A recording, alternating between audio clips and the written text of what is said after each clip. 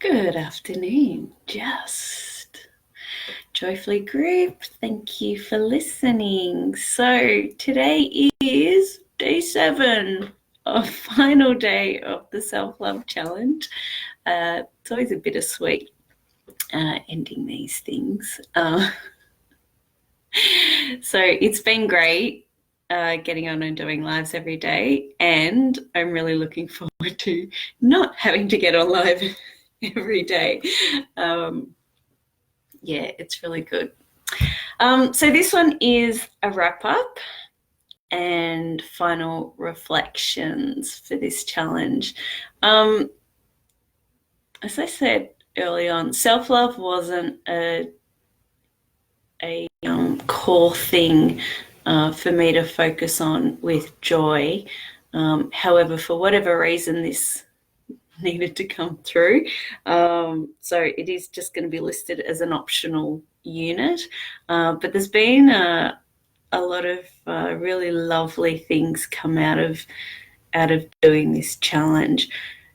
You may have picked up, if you've been listening to these, that all of the self-love reflections or activities or discussions that I've had, it's all been about us internally. There hasn't been any focus on external in regards to loving others, relationships, intimacy, giving ourselves nice warm bubble baths and, those sort of things. So all the external stuff I have not focused on. And in reality, you could easily do this self-love as, say, like a 21-day challenge, but you'd all be sick of seeing me by then. So yeah. So, and there's a really, really important reason for just focusing on the internal, and I'll go into that in a minute. Self-love and cultivating that within ourselves changes everything. Okay, it's not always easy. I'd like to think the activities and the reflections and the things that we did, none of them were too hard. They might bring some stuff up, but that's great. That's just showing that there's some things there that are coming up that are ready to be worked with and healed. So although we're focused on the internal, I just want to let you know that the more work we do internally, the better our results get externally. There's some beautiful quotes, and I was reflecting on these before jumping on this morning. So we teach people how to treat us. And when we are making those self-loving decisions, then we are treating ourselves the way that we want others to treat us. We're setting the bar higher each time we make a more self-loving decision or make more self-loving actions for ourselves. There's another one, can't remember what the name of the movie is, but we attract the love that we think we deserve. So if we are actually not satisfied in our relationships with others, there's a big key there that's highlighting that there's parts of ourselves that we haven't got deep resonance or rapport with, and that, again, there's some parts of ourselves. Ooh, candle's just gone out. We can only attract what we already are in our life.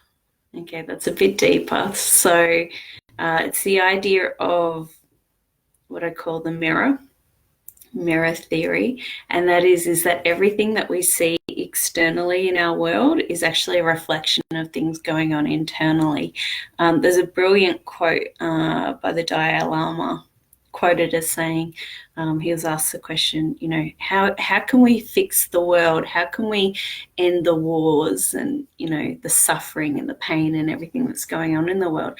And he came back and stated, if we want to end wars, then we need to find peace in ourselves and end the wars within ourselves. And that's just a beautiful, beautiful quote that supports the idea of working on ourselves internally to see different things reflected back in our reality. And a big part of all the experiments that I do as the joy scientist is me actually testing out that theory. And I've been doing this for a few years now, and I've got to say the results are very much supportive of that concept. So I'll share more of that down the track. So the most important relationship to cultivate is that with ourselves. We are with ourselves constantly. We're the first person we get up with in the morning, and we're the last person that we spend time with before going to sleep. So if we don't particularly like our own company, then there's a big sign there going, hey, how can we expect anyone else to? Okay, so cultivating, getting to know ourselves and those parts. There's the idea of confidence, and I found definitely through all of the work that I've been doing, even pushing through my the uncomfortability of putting myself out there business-wise, is that my confidence has grown like astronomically. And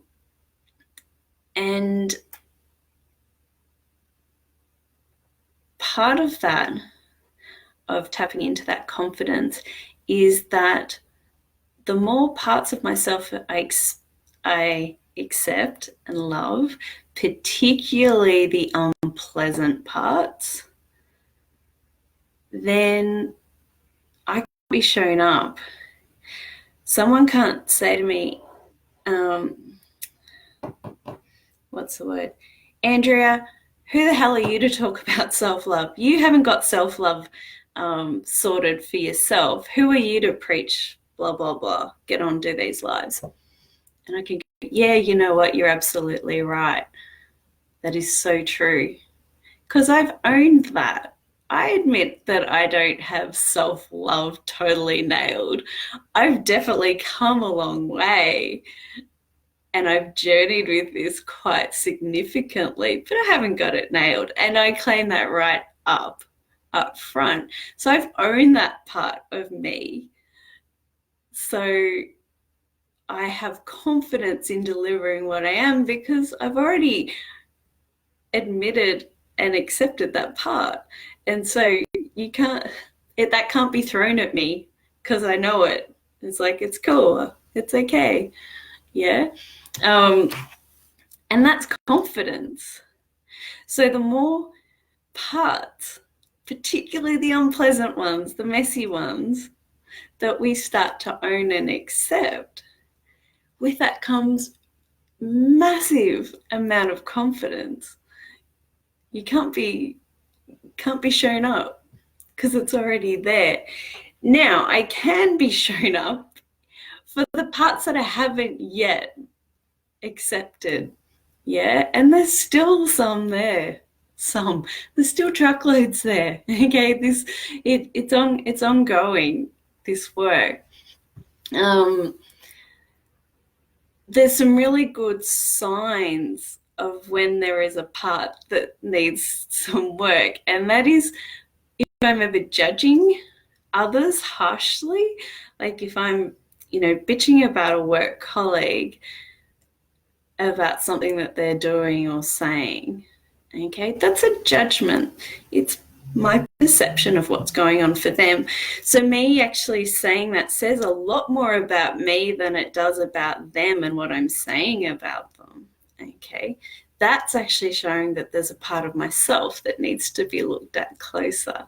If you're curious about that side of work, Byron Katie's work, and it's actually called The Work. She's got a process with workbooks on her website. Byron Katie, The Work. If you Google that, it'll come up. She's got great videos of taking people through that process where they're judging externally what other people are doing, and this beautiful line of questioning that takes people through to actually find out what's underneath that, what's going on internally that needs to be acknowledged. And she just flips it on its head really, really quickly. So that's one sign that there's things. When I'm judging others harshly, then there's work to be done. And the other is when you get triggered or upset by things. Okay, so I got some news last week that really upset me and rocked my world, brought up a bunch of emotions. And as much as it wasn't a pleasant experience, I was like, oh, great, here we go, got some work to do. So I just really allowed and accepted and felt in and lent into those emotions that were coming up. Okay. People who are fully self-loving, fully, I had the word there, it's gone. So people who are fully happy in their self and self-loving aren't going to be bitching about their work colleagues and getting upset by menial things. They're less likely to be triggered. Okay, so this is the whole idea of doing this work, is that we end up being more loving and accepting of others and everything else that's going on around us. Okay, and it's evolutionary. So I may think that I've healed a particular part, and I may have, but then it might show up in a different form, or I'll get tested a little bit more deeper in regards to that part. So it's a beautiful evolutionary cycle process. All right. So the summary of that little bit is that when we win with the relationship that we have with ourselves, we win at everything. Our own relationships improve with others, and our general health and well-being and everything is improved because we're not holding on to things that we would have in the past. So we don't get upset or stressed or annoyed. Okay, so there's so many flow-on benefits from improving our relationship with ourselves. And life just gets more fun. We stop taking ourselves so seriously. It's really beautiful. All right, so I'm just checking over. Oh yeah, so it's a continual practice.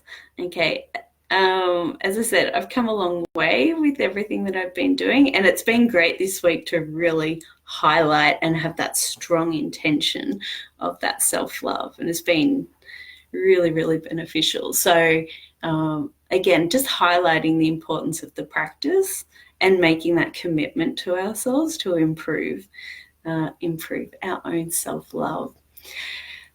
So that's it from me. I got some beautiful feedback from a private message this morning when I woke up. One of the ladies actually did the meditation from yesterday, and it was just so nice getting that feedback about what she discovered through sitting with yesterday's meditation that we did.